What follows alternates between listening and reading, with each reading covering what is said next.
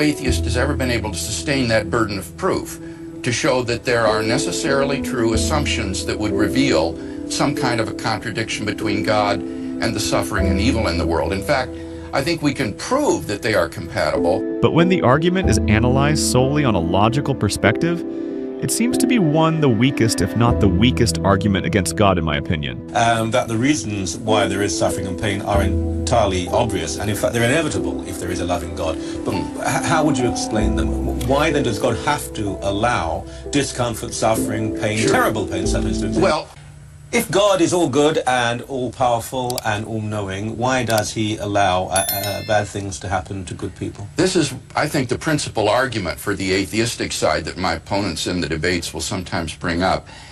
And I think that there's a couple of ways to respond to this. First, we need to understand what the atheist is claiming here. Is he arguing that God and suffering are logically incompatible with each other? If he is, then he needs to show that there's some sort of implicit contradiction there, because there's no explicit contradiction.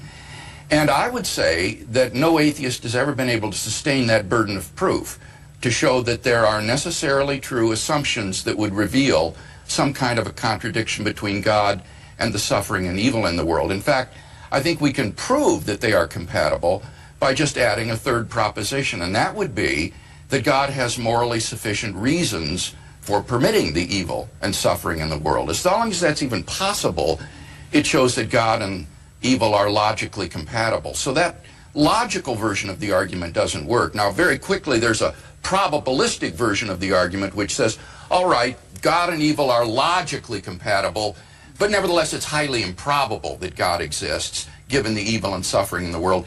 And I think there's a number of moves that the theist can make in response to that argument to show that it's not improbable that God exists given the suffering in the world.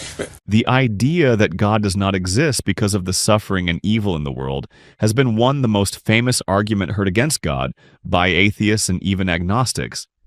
That seems to be very powerful, and that is simply because of the emotional effect it has on people.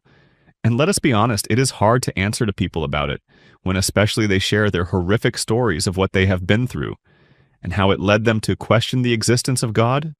But when the argument is analyzed solely on a logical perspective, it seems to be the weakest, if not the weakest argument against God, in my opinion.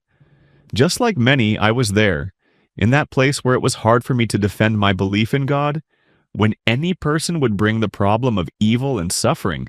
But since I started logically thinking about it, and watching Christian leading apologist debates against atheists on this subject, I have never heard any atheist giving a valid argument on why God cannot exist because of the evil and suffering. They would rather point to some very tragic event in the Bible or anywhere in the world, but to demonstrate any incoherence between the God and evil and suffering, they have not done successfully so. The real actual question is not, if there is a God, then why is there evil and suffering in the world? But instead the question is, how is the idea of a God logically incompatible with evil and suffering? And no atheist has ever been able to show an explicit contradiction between God and evil and suffering. But all they do is to create a straw man and attack the God of the Old Testament that they have deemed as evil, but never answer the real question. I happen to believe, and I'm trying to be as objective as I can throughout the debate, that the reasons why there is suffering and pain are entirely obvious, and in fact they're inevitable if there is a loving God. But how would you explain them? Why then does God have to allow discomfort, suffering, pain, terrible pain sometimes to exist? Well, I would say, Michael, that there isn't any single reason. Rather, there's a multitude of reasons that would be in play here. One would be that God wants to create a world of free creatures who can become responsible moral agents and mature persons. And that will require a world that operates according to certain natural laws, where the fire that warms you can also burn you, the water that sustains you can drown you. And it would require the ability of these creatures to do morally evil acts. And so creating that sort of an arena, I think, is going to allow the possibility of natural suffering and moral evil to occur. But that God permits these with the overall goal in mind of bringing people freely into a knowledge of himself. and to eternal salvation. And the goal of human life is not happiness in this life.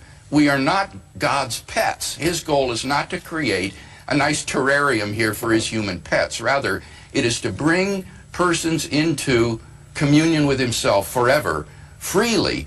And in order to do that, it's not at all implausible that a world suffused with natural and moral evil would be the correlative of that. Okay.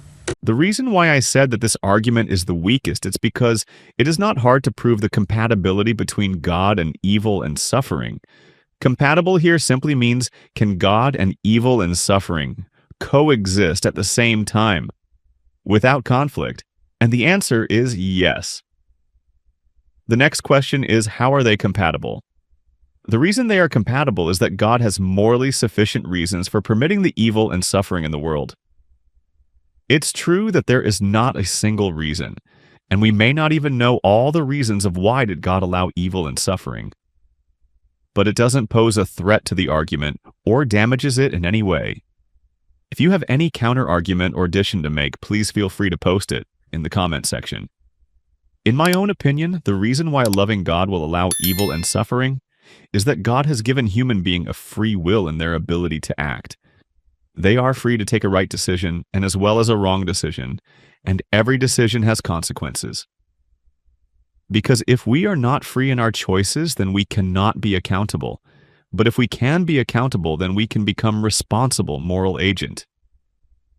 And I don't believe that the goal in life is a relentless search for happiness and pleasure, but service to God and others through whatever mean I can, and that doesn't always guarantee happiness and pleasure. Jesus Christ's promise to his disciples was not happiness. He even warned them that they would experience rejection because of him.